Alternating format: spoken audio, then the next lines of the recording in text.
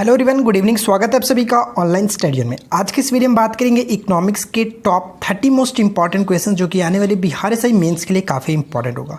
इससे पहले हम लोगों ने ऑलरेडी 7 पार्ट तक कंप्लीट कर चुका है, नहीं देखा है तो लिंक आपको इस वीडियो के नीचे डिस्क्रिप्शन में मिलेगा, आप वहाँ से देख सकते हैं। तो चलिए इस वीडियो को शुरू करते हैं।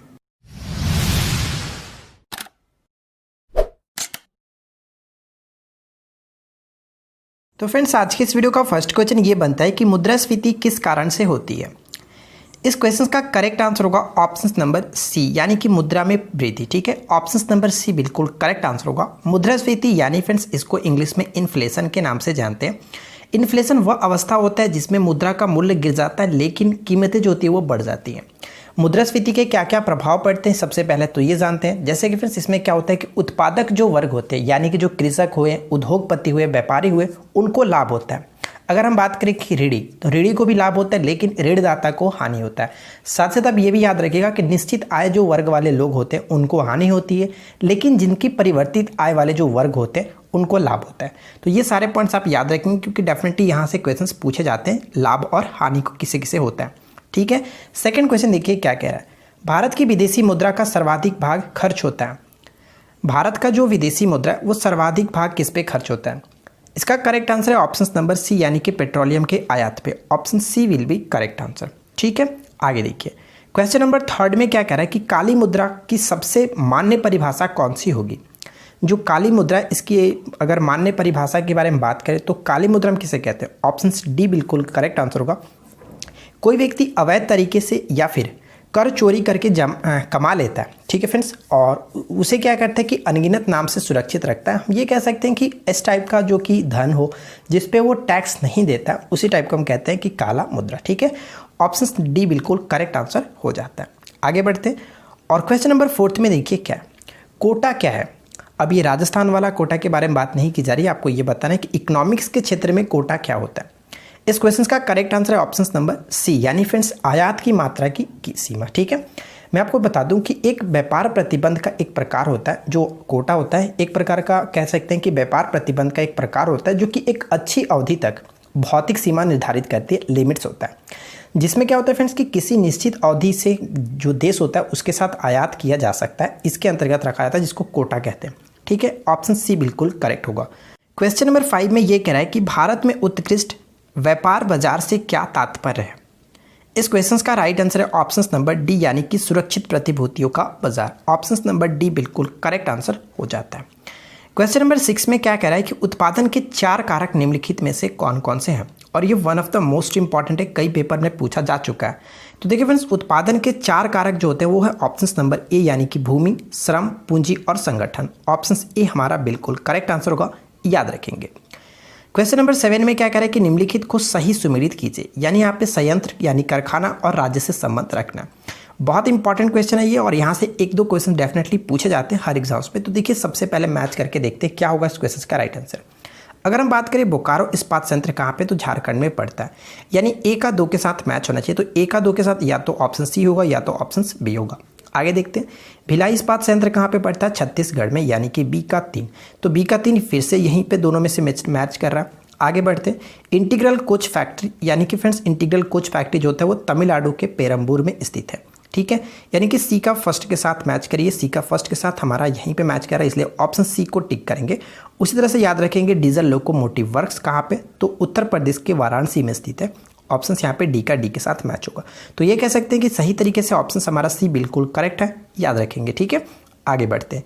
देखिए अगला पॉइंट्स क्या कह रहा है कि आबादी घनत्व के अनुसार राज्यों की श्रेणी में दूसरा सर्वाधिक कौन है। तो हमें यहाँ पे ये बताना है कि अगर हम बात करें फ्रेंड्स कि जो सेकंड पॉपुलेशन डेंसिटी के बारे में, तो कौन है यहाँ पे बात पूछा जा रहा है कि सेकंड हाईएस्ट पॉपुलेशन डेंसिटी कौन सा है।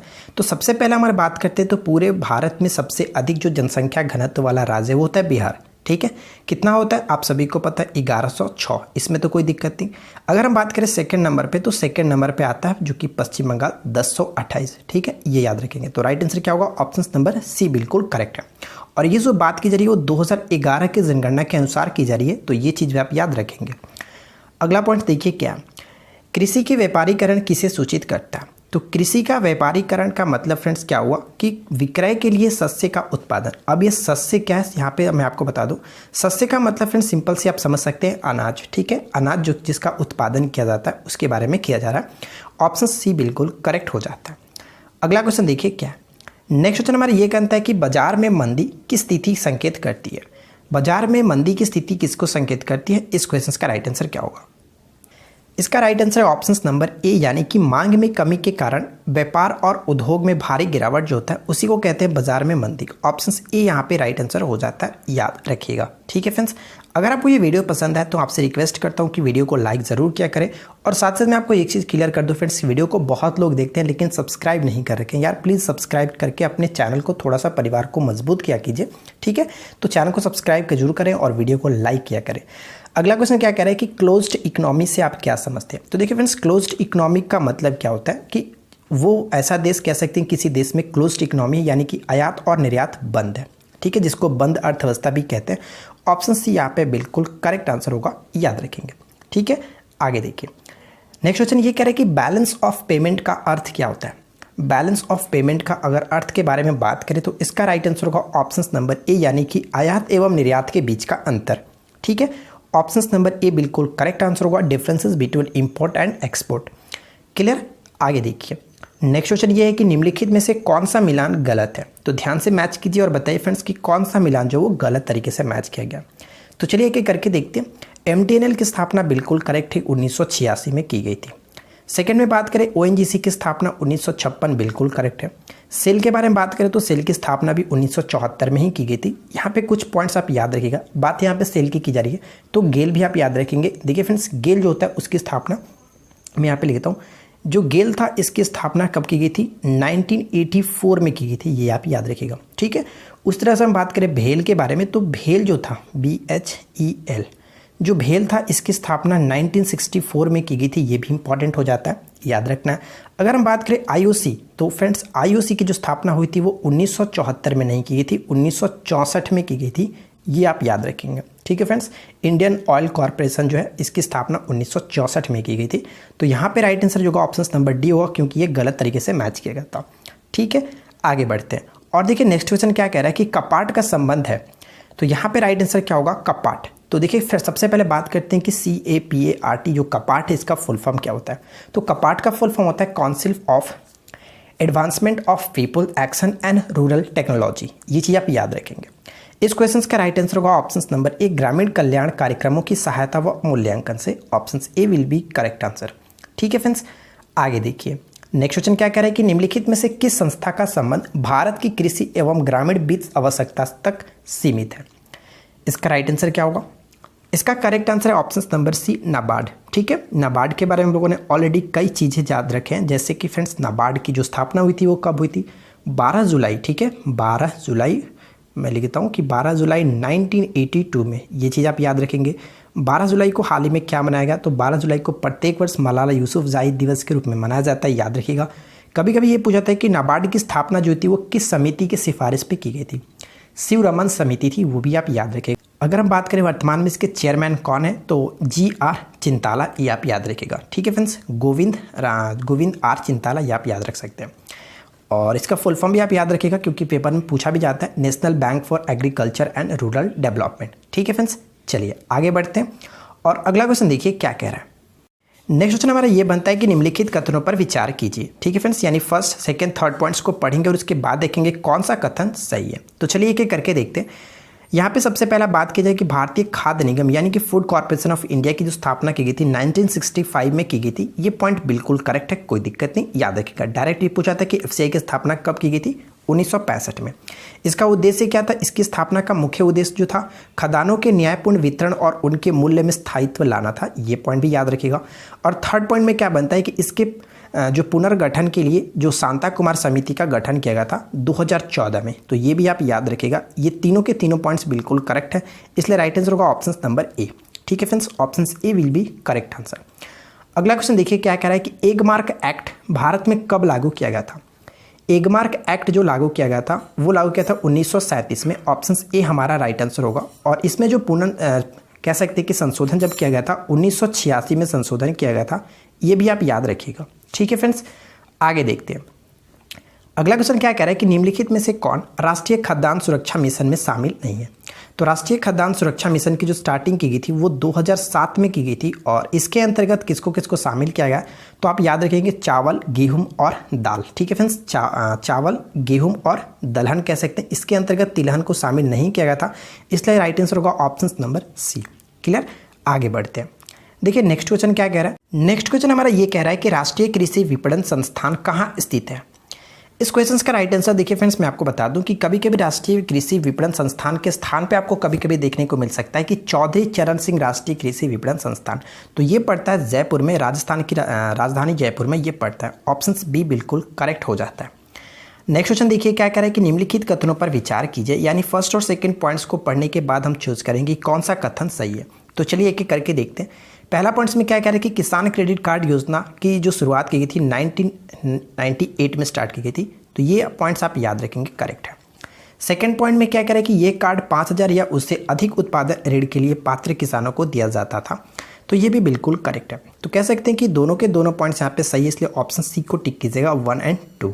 आगे बढ़ते हैं और अगला क्वेश्चन देखिए क्या है फ्रेंड्स कि ट्रैफिक और ट्रेड के सामान्य अनुरोध को किस संस्था द्वारा बदल दिया गया था। बहुत इंपॉर्टेंट क्वेश्चन, लेकिन बहुत ही इजी भी क्वेश्चन है। आप सभी को पता होगा कि फ्रेंड्स जो गैट था, जो गैट के स्थान पे क्या था, वर्ल्ड ट्रेड ऑर्गेनाइजेशन WTO के रूप में बदल दिया गया था 1995 में, 1995 में, ये सभी को पता होगा।